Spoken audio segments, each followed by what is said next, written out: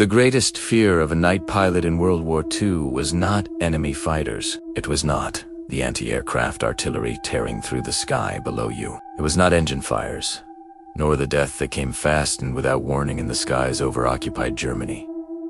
It was something else. It was the moment you looked out of the cockpit into that darkness where nothing should exist and realized that something was looking back at you. Put yourself inside for a moment. This is not a place for human beings. It is a metal can at 30,000 feet. At midnight, over enemy territory. The temperature outside is 50 degrees below zero. The roar of the 4 engines is so deafening that you can only communicate through the intercom. Even then, the words come through broken, full of static. The crew has been awake for 18 hours. The gunners peer through glass turrets, eyes burning with concentration, hunting shadows in the black sky. The navigator whispers coordinates. The co-pilot checks instruments that are no longer reliable at this altitude. You are the target of the entire air defense of the Third Reich. Any point of light that appears on the horizon could be the last thing you ever see. And that is exactly why, when the lights appeared, the pilots could not ignore them, because those lights were nothing they had ever seen before. It was November 1944. A squadron of night fighters was patrolling the skies over the Rhine Valley. Lieutenant Edward Schluter was the first to notice. Not on radar. The radar was clean. In his own words, recorded in the official report of the 415th Night Fighter Squadron, there were between 8 and 10 balls of fire, round or oval in shape, in line or clustered formation. They were flying at high speed and performing violent maneuvers base of fire. It was not an airplane. There were no identifiable wings. There was no silhouette, only light, a light that pulsed as if it were breathing. Red, orange, sometimes white as burning magnesium, and it was coming toward them. The radar operator swept the scope repeatedly. Nothing. Absolutely nothing. And yet the eyes of every crew member confirmed the same thing. There was something out there that the radar refused to acknowledge. The first instinct was rational. It has to be a German weapon. A new technology. Maybe radio-controlled rockets. Maybe incendiary balloons. The Germans were known for their infernal engineering. The V-1, the V-2, the jet fighters. Of course, it would be something of theirs. But the closer it came, the more that explanation began to fall apart. Because that light did not fly like a projectile. It flew as if it wanted to be there, and then began what the pilots would later call, with voices that still trembled weeks afterward, the dance. The lights accelerated, not gradually, like a jet aircraft that needs distance to build speed. Instantaneously, in a fraction of a second, they went from stationary to speeds that the instruments of the era could not even properly measure. They vanished on the horizon and reappeared on the other side of the formation in seconds. A bomber operating over the Pacific reported a light that hung completely still in the air as the aircraft flew past it. No movement, no change in altitude. Suspended, as if the laws of physics were merely a suggestion, the gunners opened fire. Of course they did. They were soldiers, trained to meet a threat with force. The machine guns spat 300 rounds per minute toward those spheres, and the bullets went straight through, or the lights dodged. No one was sure. Everything happened too fast. What the gunners knew, what made them wake up in cold sweats in the weeks that followed, was that it made no difference, no damage.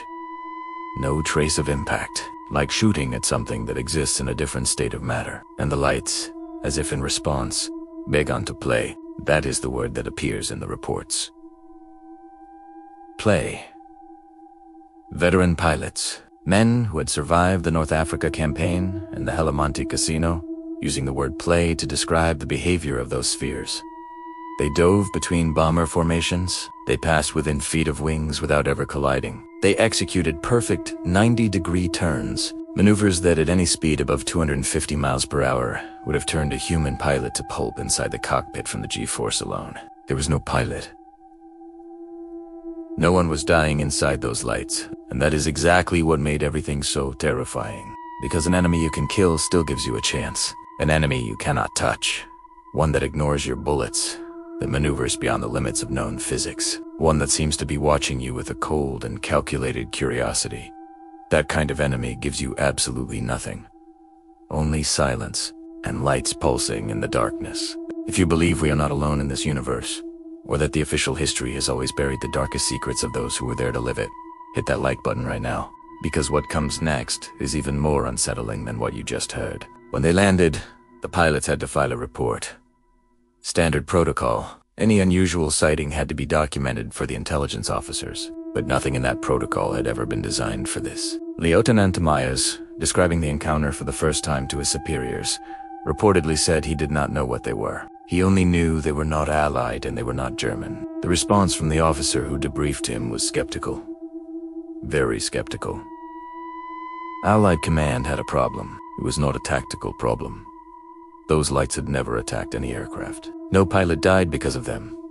No bomber was shot down. The problem was narrative. If you officially admitted that your elite pilots, the finest aviators in the Western world, were being followed by objects that could not be identified, tracked, or destroyed, what did that say about the control you had over the war? About the control any human being had over anything at all? The solution was predictable and chilling in its institutional brutality.